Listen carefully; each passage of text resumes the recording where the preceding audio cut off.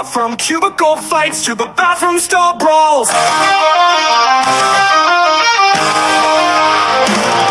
hate it here, yeah, we hate it here. From the break room drama to the boss that's here. We hate it here, oh, we hate it here. So grab a seat, it's horror from here. Office gossip, Twitter jams, management schemes, and toxic plans. You jump and jump, oh, we can relate. Welcome to work life, the thing we all hate.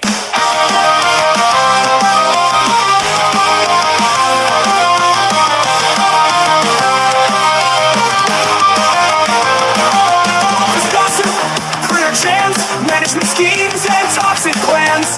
Your job's a joke, oh, we can relate. Welcome to work life, the thing we all hate.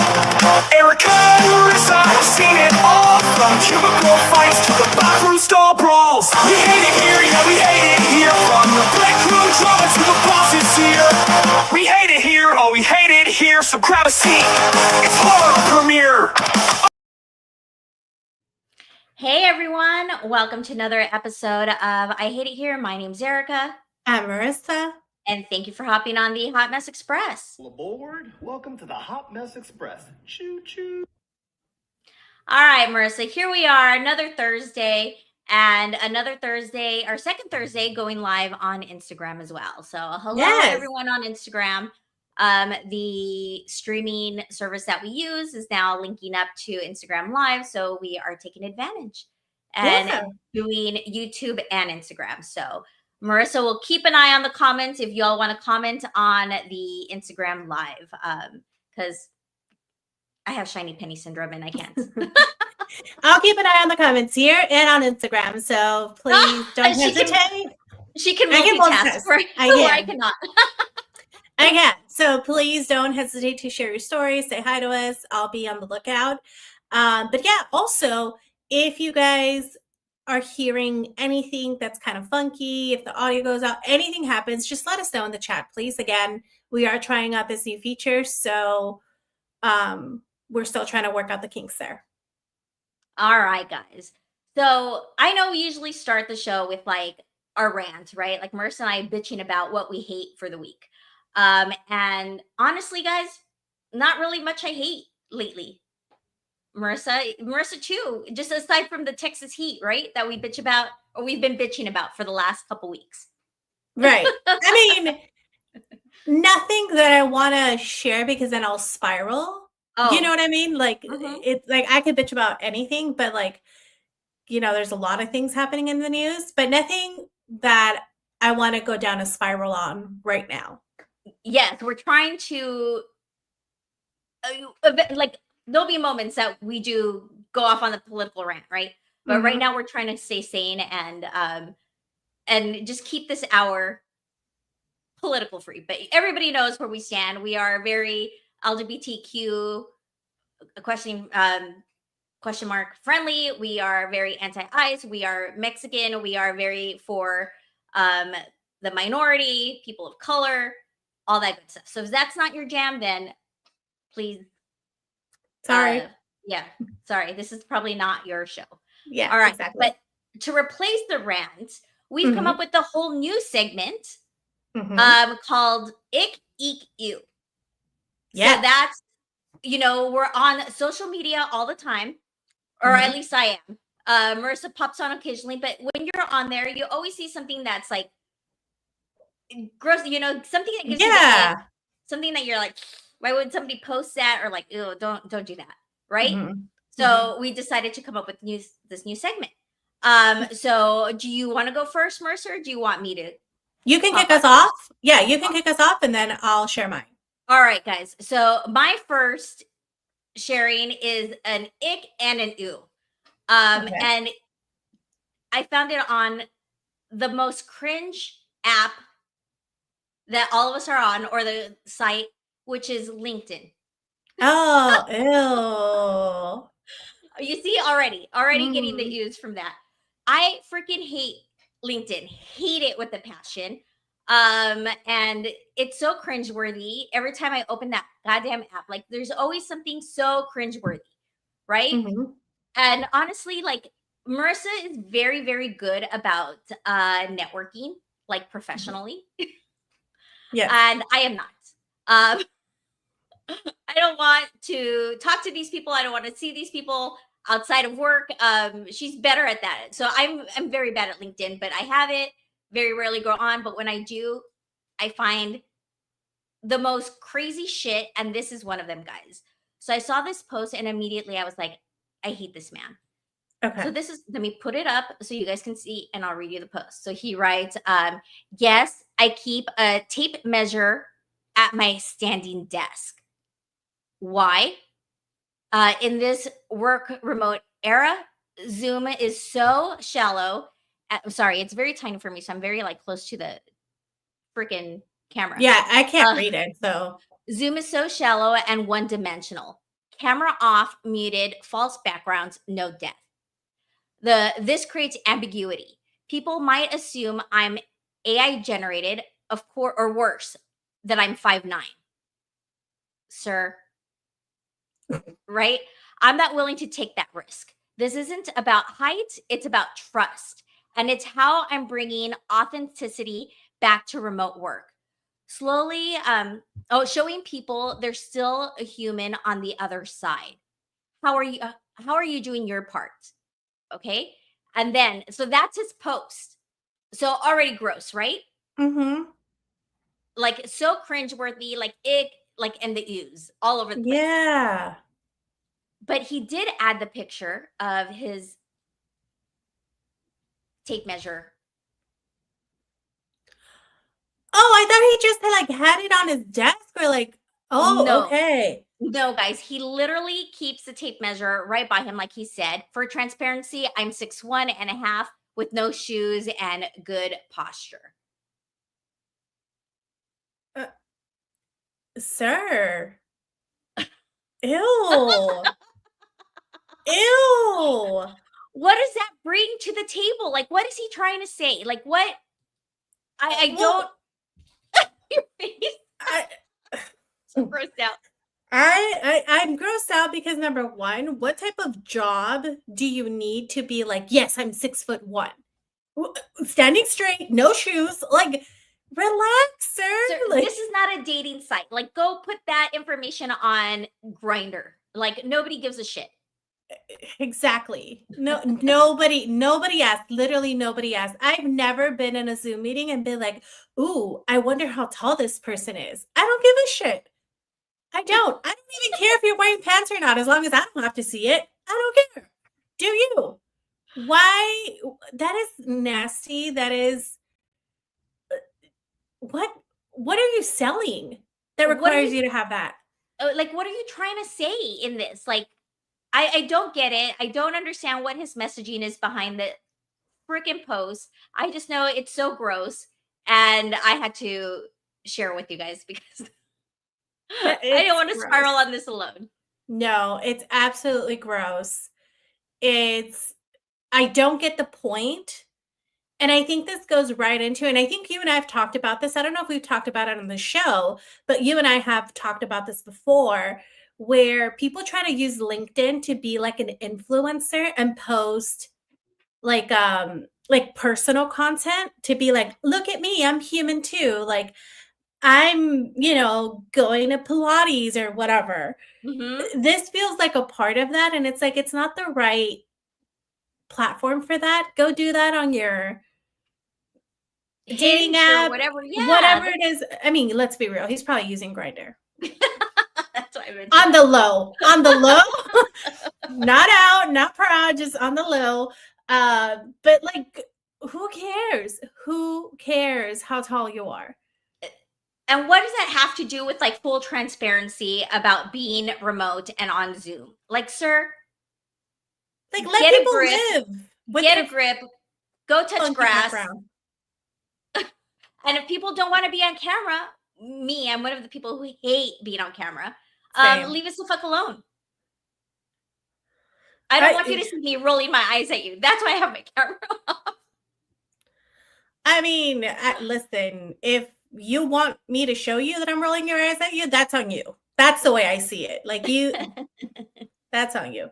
But I don't understand this transparency thing with having a tape measure. Like, is it to create like conversation for people to be like, what's that? I can't find logic to this, and it's pissing me off. I know, Marissa. It is so gross that I thought that was the perfect way to kick off an ick, eek, ew new segment. Yes. Yes. All right. So I think some people were outraged in the chat. Yes. Adam coming in clutch saying, you know what else this guy measures, right? Exactly. We don't want to know what else you measure, sir. Like, keep that to yourself. Flaky says, men and their stupid height insecurities. Like, bro, you can't, if you can't grow physically, you can at least just grow up. Absolutely. True. He's trying to really, really insecure, question mark, says Katie, which, yeah, I mean, that's just weird. And then this is so cringe. I'm embarrassed for him. Absolutely. I'm embarrassed for him. Like, the slacks that I would fucking send after seeing that, you don't want to know. Truly, no one gives a shit about how tall he is. Literally, unless you're selling like a height product or like your company's based around like height in some sort of way, I don't see the relevance. No, you're not a basketball player. You're not a professional athlete. I'm trying to think, like, where else would, no, sir, get out of here.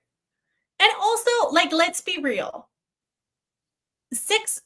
Like, if we want to talk about height, you'll be impressive if you're like 6'7". I'm impressed. Like, holy shit, you're tall. 6'1", sir, get the fuck out of here. Come on now.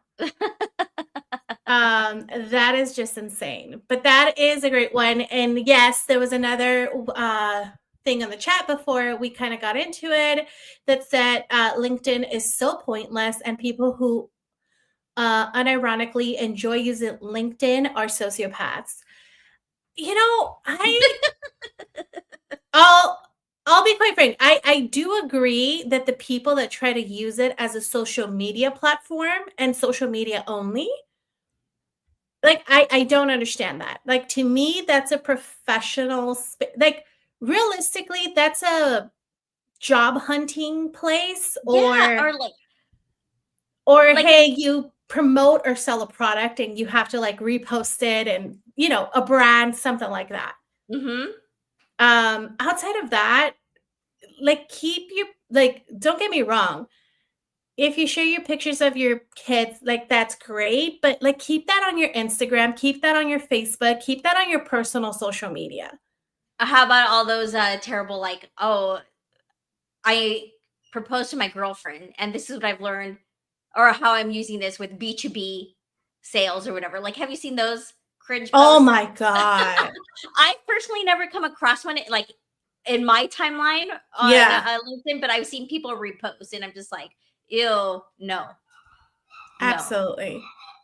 Oh my God. So this is where I have to tell you guys, give you fair warning. I am so sorry, but I am dog sitting right now. And this dog's a yamper, and I'm sorry, is all I have to say. So let me go on mute. Let me mute myself real quick. Marissa, while you give your ick, you. Yes.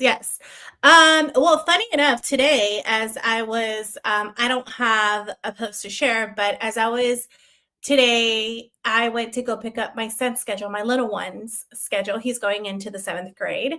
And so now that he's going into the 7th grade, we go pick up the schedule. We go kind of tour the classes, make sure he knows where the classes are, right? So as parents, you go with them. You know, they're still in middle school, so they still want you to attend those kind of things. Not really, but they'll still are willing for you to attend those things with them. So I went with him today.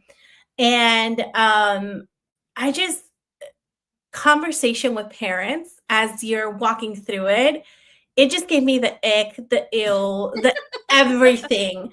And I felt for this poor kid's like soul, because like this mom, she was having like a Karen moment, right? Like, so she was like flipping out because her daughter was gonna, I don't know the issue, but she was like yelling in the middle of the school. This poor kid is like embarrassed for her soul. She's just like, Mom, let's go, let's go, let's go. And I'm like, lady, this is not the time or the place. Like, I don't care what your issue is. Kids are here to pick up their schedules, to figure out where their issues are, like where their class are. This is not a place for you to turn around and make it about yourself. You're here to support your child. That's it. Ew, what are you doing?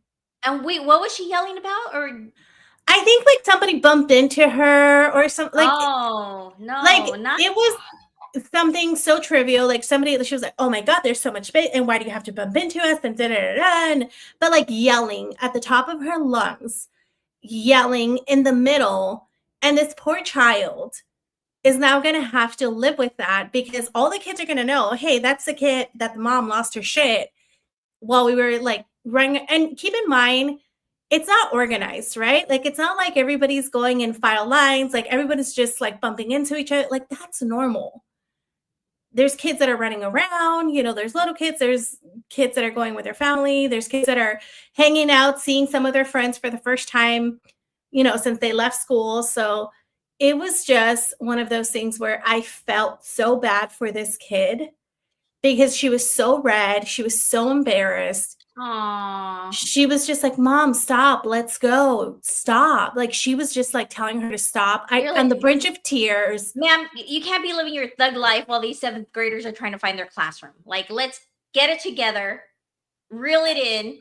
I'm like, ma'am. And go meet your daughter's teachers. Exactly. Like, just, it is what it is. It sucks. There's people there. Then just wait for her. Let her go on her own. But it gave me the ick because it reminds me of people that make it about themselves and just thinking through this poor child having to now go next week on their first day of school and having to show her poor face. Because she was like just yelling at the top of her lungs in the middle of the hallway. Which is just gross. It's gross. That is gross. That is gross. And that's zero freaking class. No. But yeah, that was my ick today, real live. And I was like, that is absolutely gross. That and the fact that Jenko jeans are making a comeback. I saw way too many kids wearing Jenko jeans. Stop it. Stop it right now. I hated Everything it. recycles. Everything also recycles eventually. Ew. All right, Marissa. So yay, that was our first Ick Eek You segment. And let's go into our workplace horror story of the day. Okay. All right, guys. So I'm not really going to read you a story. If we have time, we'll pop into a story that was actually sent in a bit. But this, okay, it all kind of like was like the universe kind of aligned some of this stuff for me today, right? Last week we were talking about just quitting your job and how, when it becomes too stressful and you're just in these meetings and you're just like, I don't want to corporate climb anymore and like, fuck this place. And like, luckily the lady that we talked about last week had the financial means to just quit, right? And be able to move on. I did mention how I was termed for my position, but those of you who are paying attention to us on YouTube know the story because I've talked about it before. But our new friends on Instagram, I have, don't know me and Marissa. So just a quick background. Marissa and I met in 2017 when we used to work for the most fucking crazy company. Unhinged. Called Unhinged. Unhinged is like an understatement. We refer to that company in our stories as the facility. So we were at the facility. We got poached to a startup, which moved us to Houston, Texas from El Paso, Texas. And 6 years later, Marissa and I are still in Houston, but no longer with that company that poached us. And we refer to that company as corporate in our stories. Anyhow, 2 years ago, I jumped online. I thought I had a meeting with my boss, who was supposed to give me my 1 year evaluation, right? So I'm like, and she was a brand new boss, guys. I had my previous boss, I had been with her for 4 years, loved her. She was amazing. But she went on maternity leave, and then when she was going to come back from maternity leave, was going to jump to started a whole new team because we were working with an A-list celebrity, and she had kind of been doing like the marketing, dealing with all the marketing and stuff for them, for that A-list celebrity, handling most of it, and like a lot of his PR people, a lot of his attorneys. Like it's like an A-list person comes with a ton of people, right? So they didn't want to remove her from that position because she already had built those relationships. So that meant that my position, my job, my team was now going to be transferred to somebody else. And it was somebody on the team that I already knew I wasn't going to get along with. I had worked alongside her, but never for her. And I just knew it wasn't going to work out. Right. But I'm like, I'm going to give it a try. I'm going to stick it out and see what happens. Well, no, it was a pretty bad situation. And I talked about it last week. Like it was so bad that I was so stressed out. Last 2 weeks, I was like, before I was like termed, I was actually already looking for another job. My left eye was twitching for a week straight. It was just a bad situation. But I got on this call thinking that it was going to be my evaluation. I'm like, fuck, I'm going to have to get an evaluation from this lady who I've only been under for 3 months. And it's going to be bad. Like I was expecting like a quarter raise or something. Like I was just expecting something very terrible. Oh, not as terrible as what happened, right? Because the universe pushes you to certain things. And I think this is what happened with me. So I jump on and she was like, well, kind of like stuttering a little bit. And, all of a sudden HR comes in. I was like, oh shit, I knew what was going to happen. So of course, she stopped talking. HR took over. I was told that they were laying off people in the company, which by the way, they had told us in that company a month prior that they were not going to be doing any layoffs within the company. And then I was told by the VP of marketing, oh, we're definitely like not going to do, because there were still rumors that they were going to do them, right? She's like, well, just please know that our team is safe. Like everybody in marketing is safe. No, they weren't, because there was a couple of us that were like, oh, and I was one of them. Right. So anyhow, it took me, like I took that summer off. Luckily I had, unlike that lady that we talked about yesterday, she, I could not afford to just fucking quit and go read and do whatever, live my best life, which I had enough time, like I had enough money saved that I could do that for the summer. And luckily I found a job. Today's my 2-year anniversary with that company, which is wild. And it's been, the universe blessed me. I love my job. I love my team. My boss is exceptional. Like I'm in a good place, but it's taken me 2 years to get past the burnout. And we've talked about this in previous shows. But anyhow, there's this podcast that I listened to called HR Besties. And I found them because there's this lady, you guys have probably seen her on Instagram. She does a lot of, all three ladies do content, but one of them, her name is, she calls her handles HR Manifesto. And so she does a lot of funny content on Instagram. I guess she met some of the other ladies and they realized that they were all in HR and they started this podcast, right? So it's called HR Besties. So they were off for the summer. They started again. And first episode back, they're talking about how one of them was termed from her position. And I thought I had a shit firing. Guys, she didn't even see this like coming. It was so crazy. I mean, she did, but she didn't. So, she was in HR and she was in a startup for 3 years. She worked at the startup for 3 years, right? Okay. And in that startup, she was one of the first 50 hires. So helped hire people, helped build the company, which I'm like, oh my God, this sounds too familiar, right? Because a startup kind of similar, right? Like we did a lot for that company, Marissa and I. And yeah, but she helped build it, whatever, right?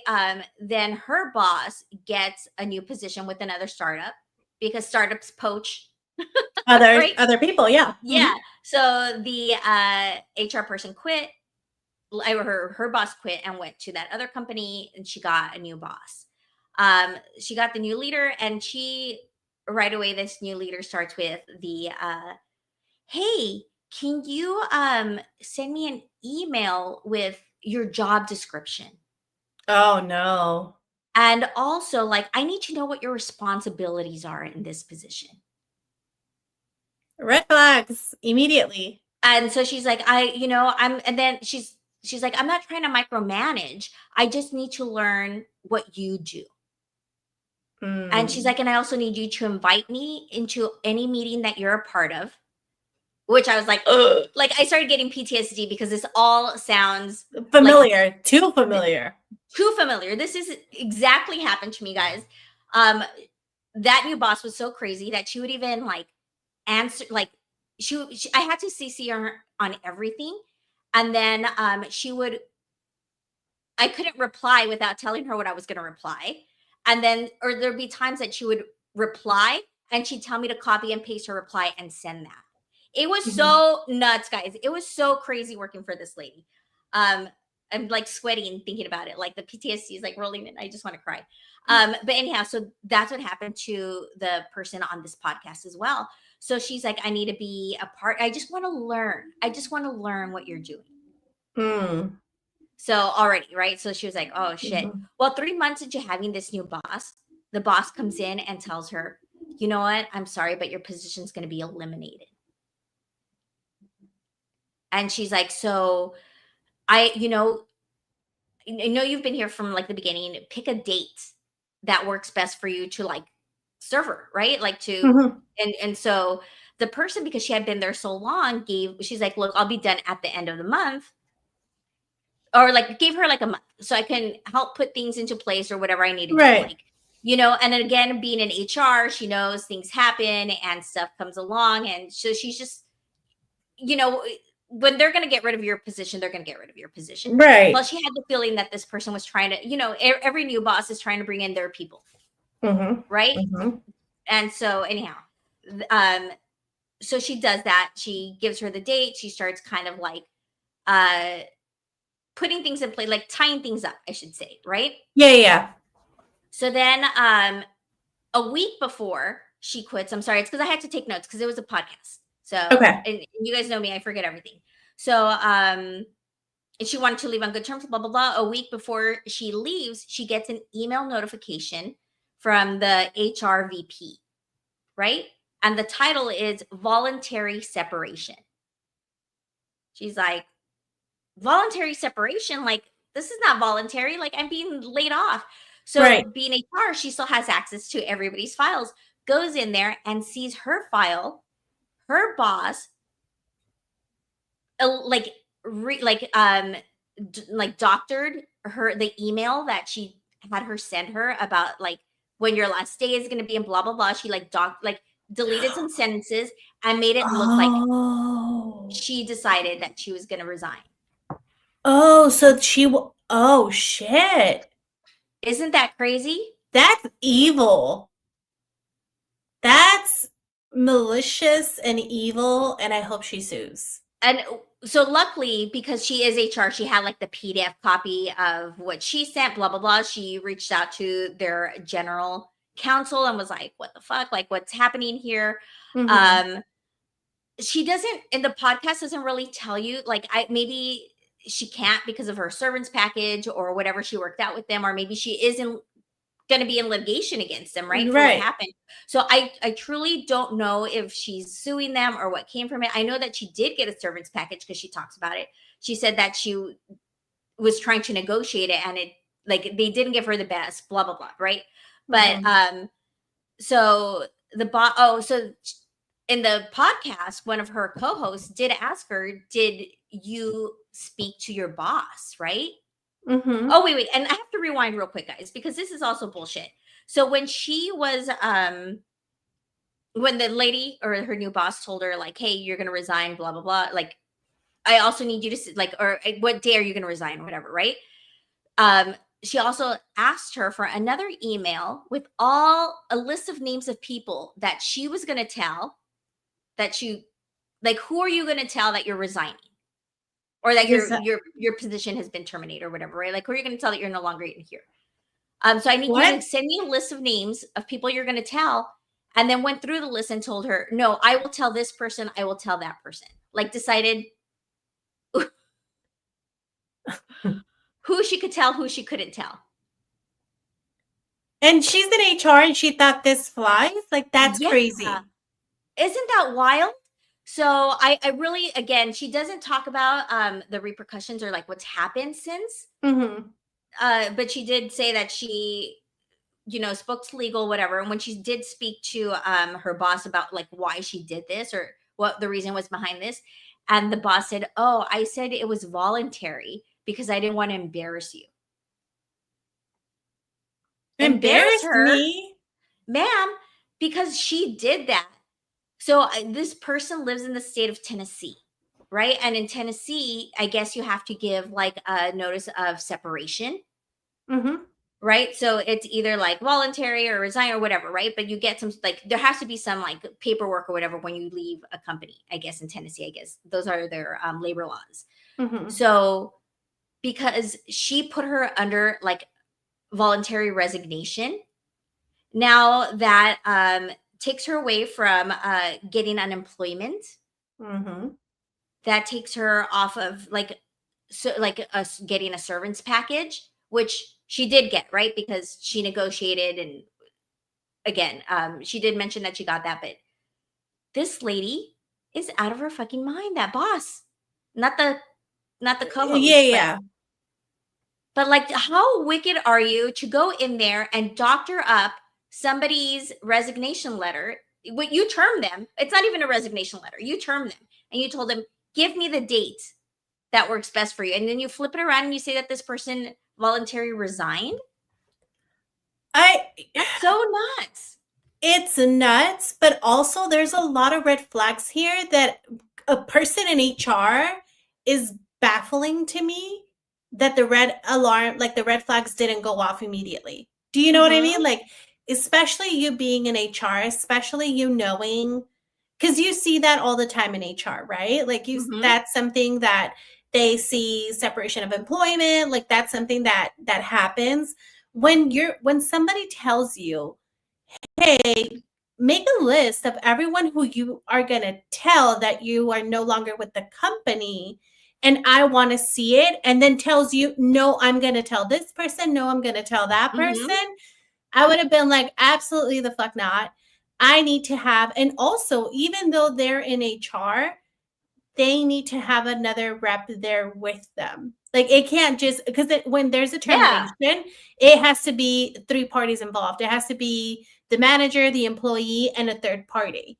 So again, being in HR, it's just baffling to me that this person just was like, oh, okay, well. She didn't give a lot of like, she gave very like high level view details of what happened to her. And again, this is what she said. She didn't give like very detailed information just because maybe like we don't know what's happening behind the scenes, right? Like I said, maybe she's in litigation, maybe she is going to sue these people, but we don't know. But I just was like, I thought my fucking firing was terrible. Like, this is horrible. But I did get PTSD from when she was talking about her boss and all the crazy things her boss was making her do. I was like, oh my God, this was like, I have been there. It is the worst freaking feeling in the world.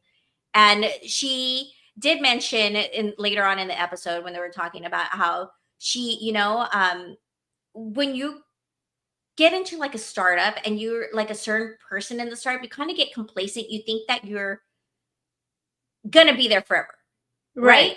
Like you don't think that I didn't think I was irreplaceable, but I didn't think that I was that easily dismissed because I handled a lot of shit, guys. A lot of stuff that people didn't know. I was admin, and like I just had a lot of like responsibilities that nobody in the company had. Like I had no backup, I had nothing. Nobody helping me on that.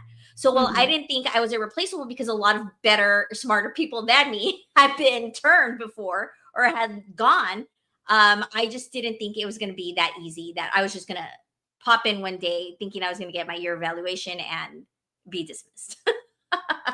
Well, I think the worst part when that happens, because there's always different scenarios, right? There's people that underperform and like they know because they're writing it out until they get fired, so they know it's coming, right? Like there's that cohort, but I think in your situation, there was never an indicator, and I think those are the worst ones. Is when there's no indicator of I mean, but they're kind something's of happening. But there kind of was indicators because she was such an asshole, right? But that's what I'm saying. She was an asshole to everyone. Like it wasn't just she was an True. asshole just to you. She was True. an asshole to everybody. Like Yeah. that was just who that's how she was. So it wasn't targeted. Like, how can I say, like, when you are getting like targeted by, because I've been there, and you were there when that happened to me. Like when they're targeted towards you, it's very direct, and you're like, okay, this is like a you don't like me type of situation. And so you kind of get that sense of like, okay, I got to get my guard up. I got to get that. But she was like that with everybody. And I think that's where, like, there's no indication, because she wasn't just doing it to you. Hell, she even told you like the week before that you were going to be going to Hawaii. That's what I'm saying. Like, there was no indication that what a fucking bitch. I must have blocked that out, Marissa. But yes, a week before I was like, oh my God. And then that, like, telling me that it was like a coveted like work trip that everybody wanted, but I was going to get it and all this other stuff, knowing that she was going to turn me the next week. And also that morning, because our meeting was at the end of the day, that morning I was trading her on a system that I was like the SME of. Right. So no indicator I was going to get. No indicator. No real indicator. I think that what's wild to me about this story again is that she's in HR. And typically, like, you would think they're the people that get all the inside scoop. So the fact that she didn't hear any of this, or the fact that none of these red flags kind of build off, like, what do you mean I have to give you a list? What do you mean? Like, you know what I mean? Because you know people's MOs. Like when a manager comes in, and again, yes, they will try to bring in their own people or manage people out. But when a manager starts with what are your job description? What are your duties? Tell me how you spend your day. Red flags. You know what I mean? Like, immediately. Also, I mean, not that I'm trying to side with this lady or give her any break or anything, but she also did let go of the person she brought in. So her hire was also gone. We were both like, we both had to say goodbye. Yeah. But yeah, so that's the story, Marissa. That's wild. I don't know what is going on in the chat because I haven't been paying attention. But let's go through that, and then we'll move on. Yeah, no problem. It looks like everybody was like lawsuit, mega yikes. Oh no. That is nuts. This is wild and crazy. Especially because of the fact that she doctored an email to make it seem like she quit. Like, that's crazy. But Katie says, fun fact, in situations like this, you might get unemployment anyway if you appeal and provide a paper trail. So FYI. Adam says they can make offers for volunteers to quit, but making it up is so messed up. Yeah, I mean, they can ask for, like, because companies sometimes will do that before they let people go. They'll be like, hey, we're offering, like, if you resign from your position, we'll give you, this is the severance package that we'll give you.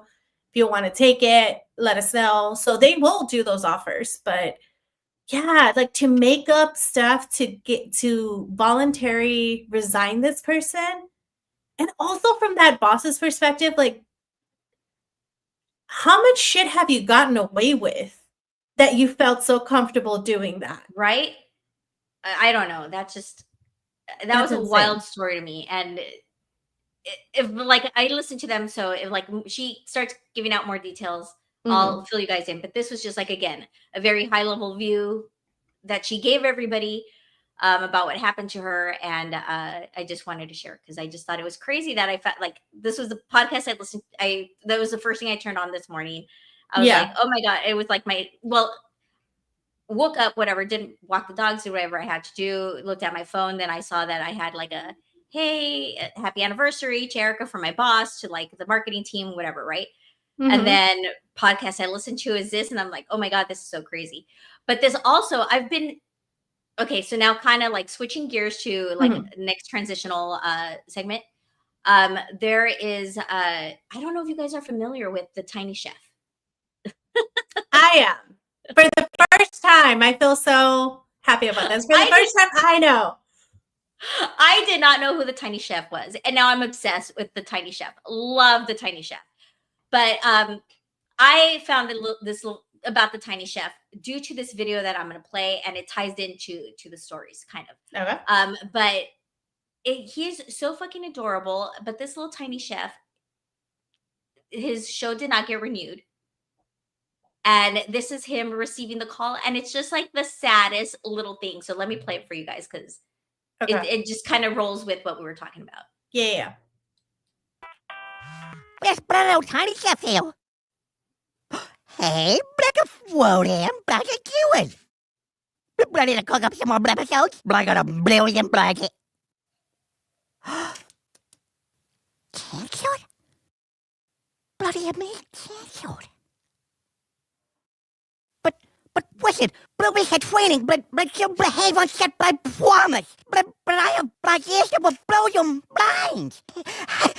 I've been... But we brought a baby. But about Wob. Bread and Jen. Cake. Patty. Blemke.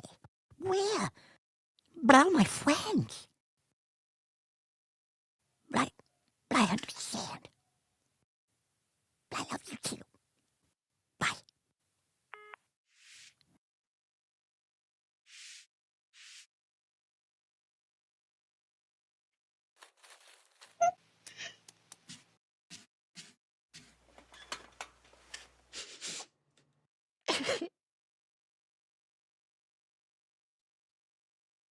How heartbreaking. Aww. That is, so his show got canceled off Nickelodeon, and they had 2 Emmys, so it was like everybody was shocked. But that video is how I found the Tiny Chef, and I like, guys, I wanted to cry. Like, that is so sad. He like still tries to move on and like does his little plant and just sits on the bed and cries. But it is, I don't know why I wanted to play it, but I didn't want to leave you guys sad. So if you don't know who Tiny Chef is, he is a little tiny chef that lives in a tree trunk. He cooks vegan food, but totally adorable. So let's end it with Tiny Chef. Well, not the show, but let's end this sad part of the show with Tiny Chef being just adorable. Okay. Brown shirt, brown red, my brother, so sweet, brown out, brown shirt, brown so sweet, brown, brown, brown, brown, so sweet, so fair, but so.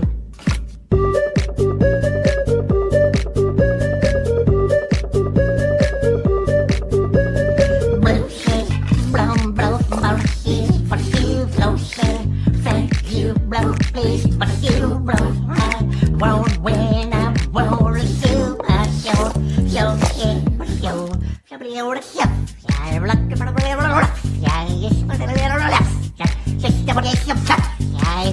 I'm the bad guy, Mr. But over the sad side, Mr. But over the mad side, Mr. But over the dead side. Blah, blah, blah.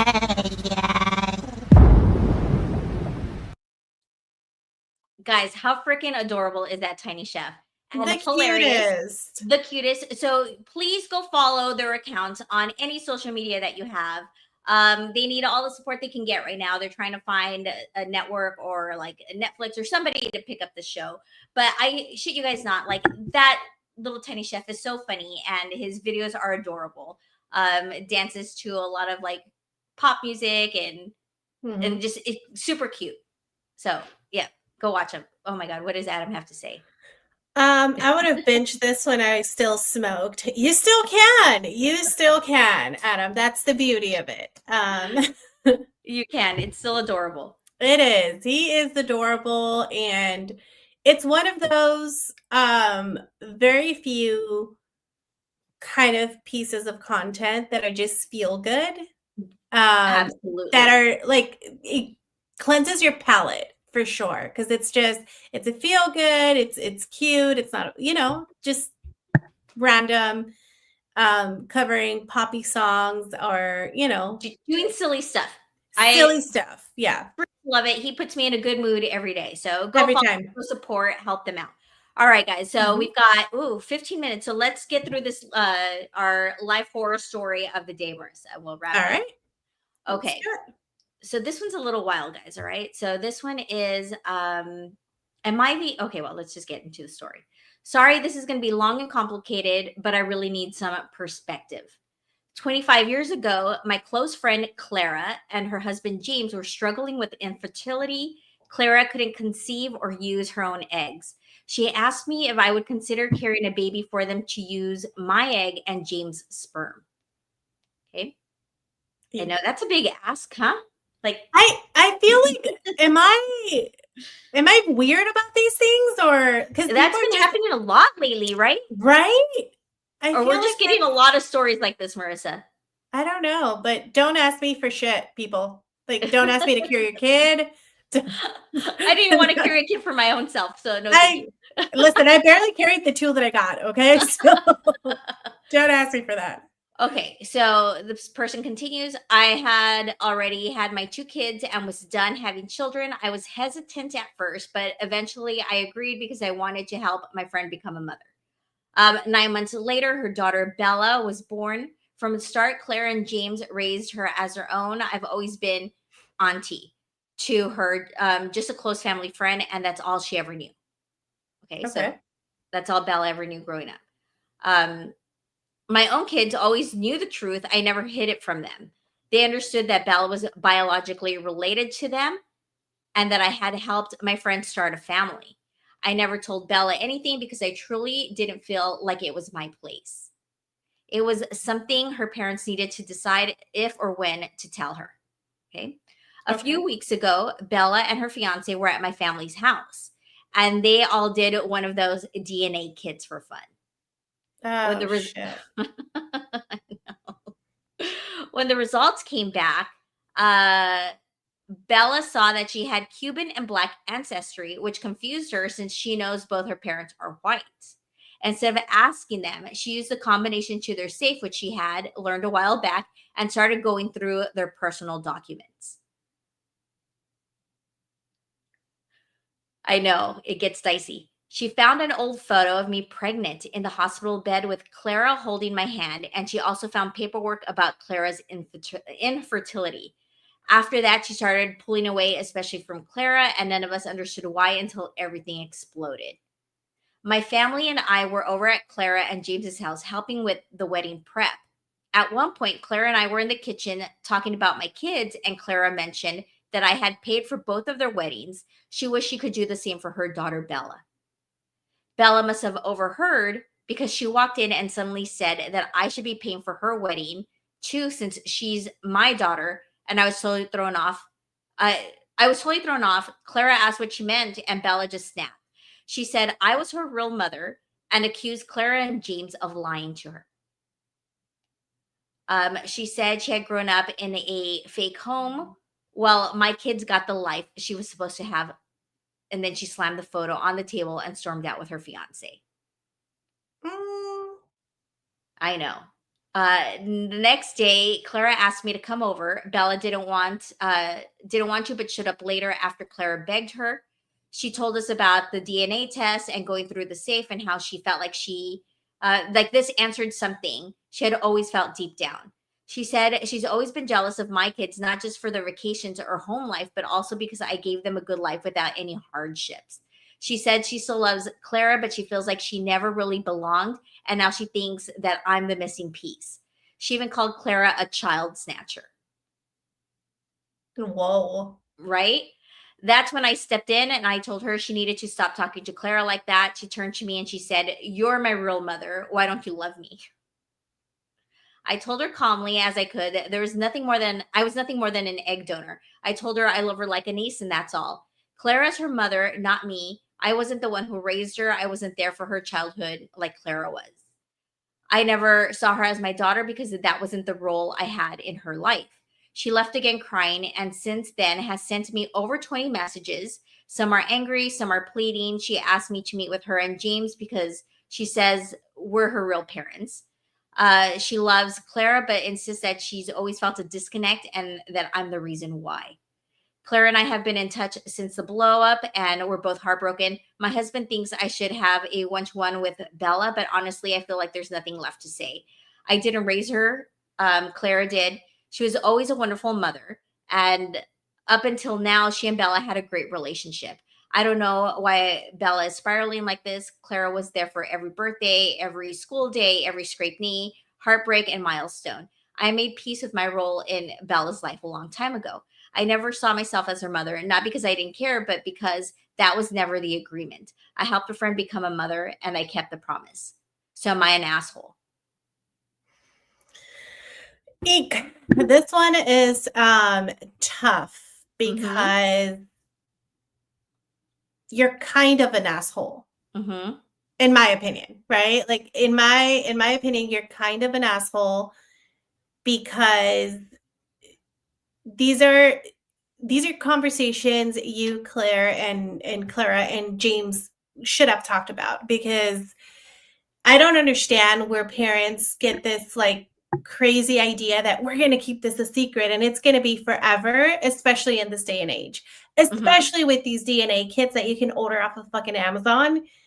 Like it's insane. We can't keep the secrets anymore. No. And you know, she's engaged, so it's not like she's like a 12-year-old or 13-year-old. She's grown up.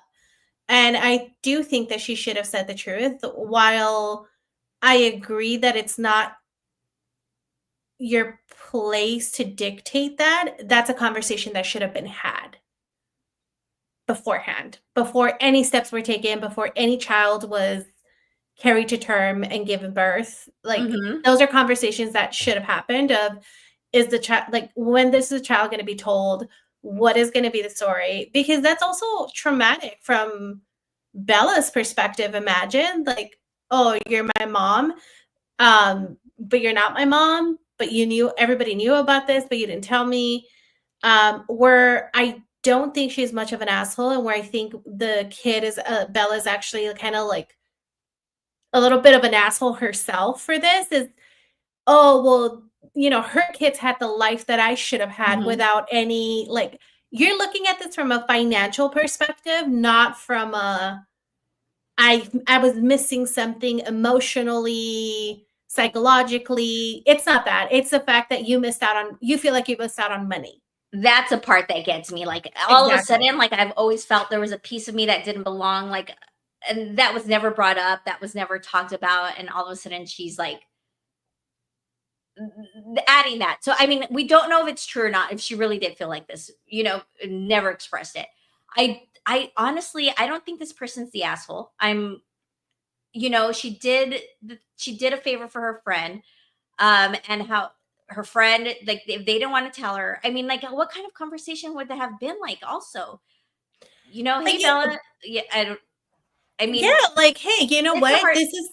It is a hard conversation, but those are decisions you made as adults, right? Like, as adults, you made that decision to say, hey, Bella, I just, you know, we want to be truthful with you. And that's why you partner up with a therapist. That's why you do these things, and you understand how you're going to maneuver that. And if you don't want to have these hard conversations, then you shouldn't be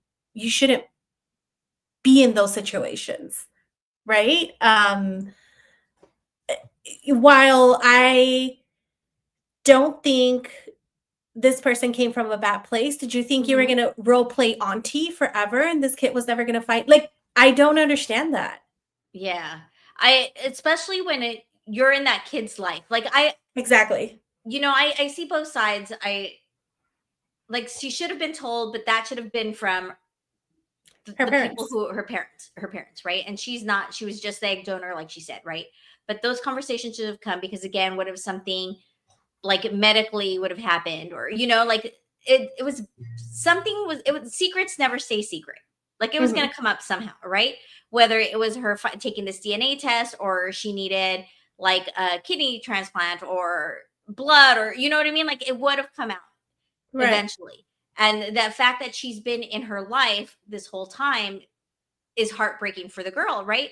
But the girl, Bella, turning around and saying like, oh, you should be paying for my wedding, and your kids had this life that I never had, which she never talked about or never bothered her until now that her wedding is coming up and her parents can't afford it, seems very sus. I don't know. I feel bad. Well, no, I don't know.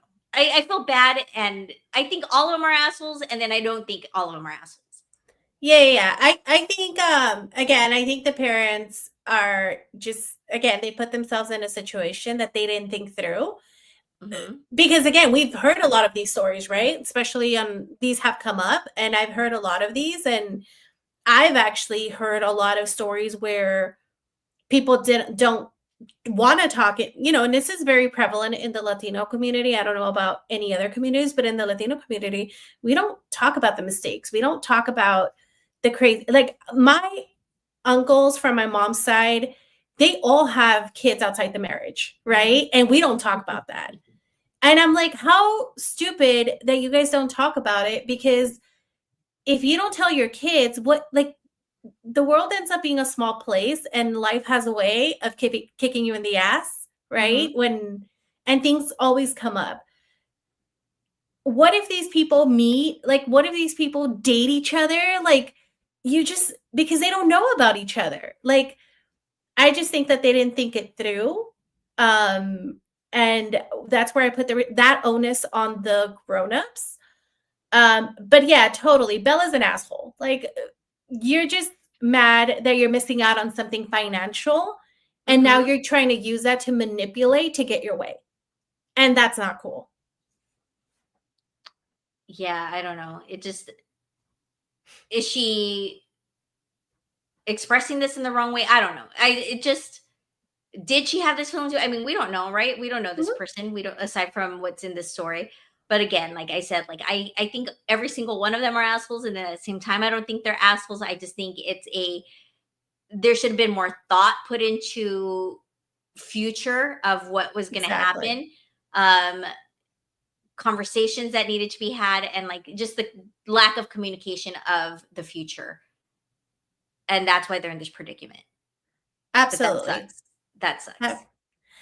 Absolutely. I mean, listen, that's why you'll never catch me dating a Puerto Rican, because we could be related. I don't know. We totally could.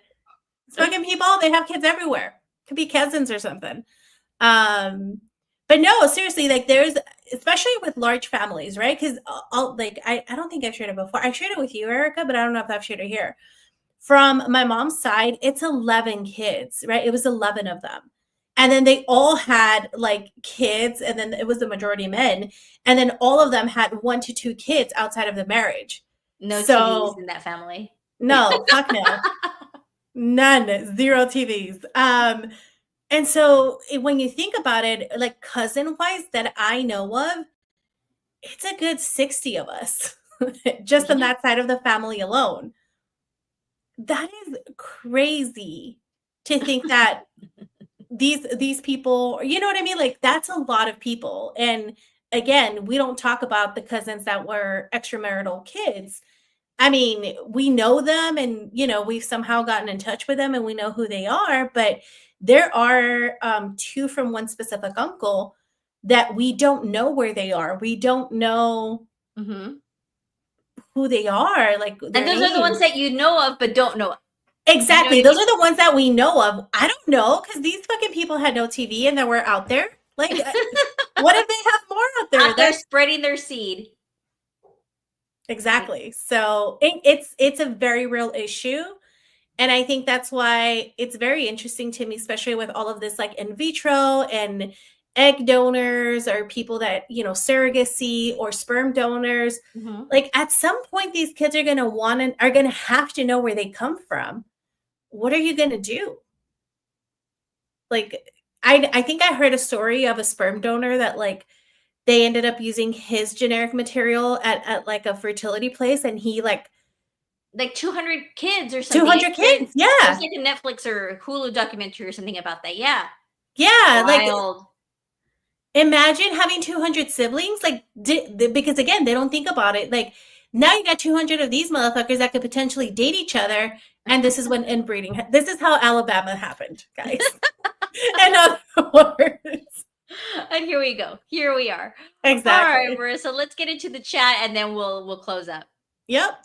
Let's see here. Looks like they say this is why secrets are bad. Nothing like keeping a big secret from your kid and then resulting in lifelong trauma. Mm-hmm. Absolutely. So Bella sounds like an asshole. The kid is an asshole.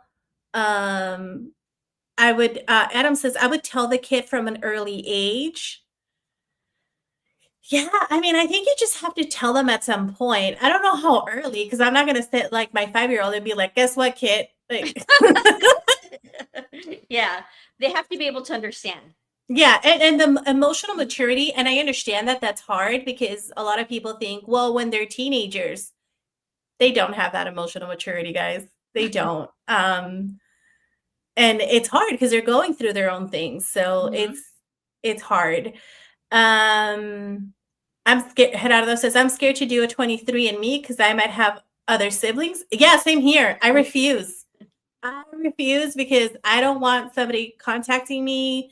I don't want to know. I don't date Puerto Ricans as a rule of thumb. Period. I'm black. Katie says, I think Bella's complaining about the wedding, but it's not really about the wedding. Okay. So Katie believes that there was like,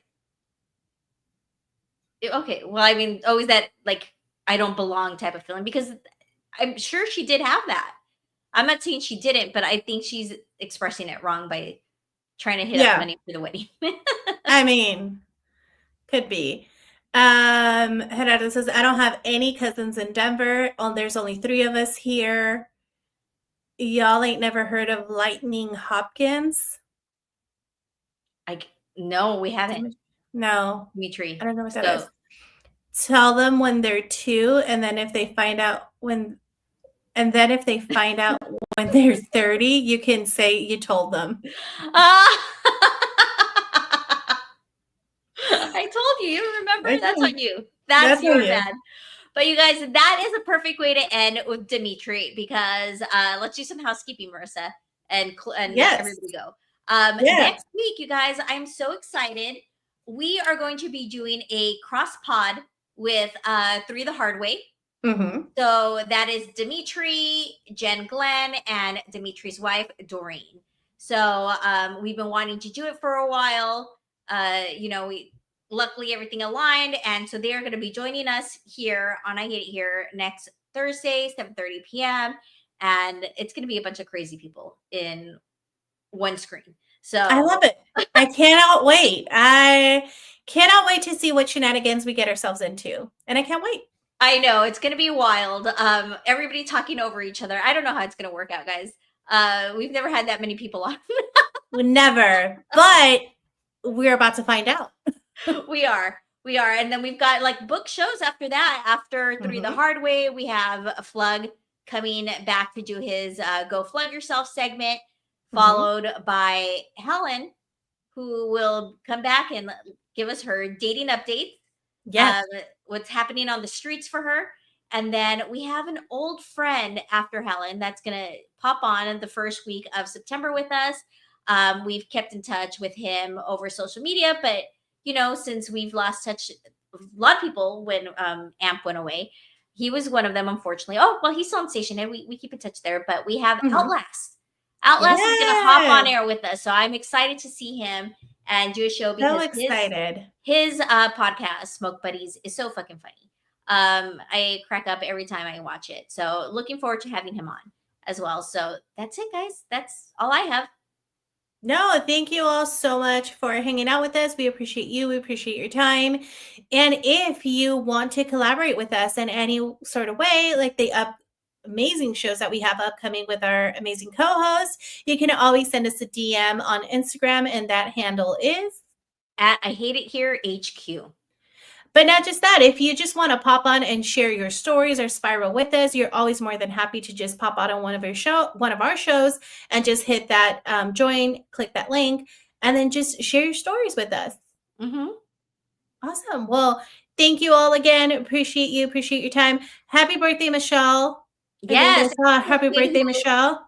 Who has popped on many times with us and shared her crazy dating stories. But yes, happy birthday, Michelle. Yeah. We're so bad at not saying happy birthday to a lot of our friends here on this show. I know, we're horrible at that, but I'm glad I caught it. Happy birthday. Have a wonderful day. Hope you have a lot of cake from you and me. And we wish you the best. Thanks, everyone. Bye, everyone. See you next week. Management schemes and toxic plans. Your job's a joke, oh, we can relate. Welcome to work life, the thing we all hate. Erika and Marissa, your workplace queens, sharing nightmares straight from the scenes. We hate it here, yeah, we hate it here, but at least we can laugh through the tears. Erika and Marissa have seen it all, from cubicle fights to the bathroom stall balls. We hate it here, yeah, we hate it here, from the break room drama to the bosses here. We hate it here, yeah, we hate it here, from the break room drama to the bosses here. We hate it here, oh, we hate it here, so grab a seat, it's horror premiere. Office gossip, printer jams, management schemes and toxic plans. Your job's a joke, oh, we can relate. Welcome to work life, the thing we all hate. Erika and Marissa, your workplace queens, sharing nightmares straight from the scenes. We hate it here, yeah, we hate it here, but at least we can laugh through the tears.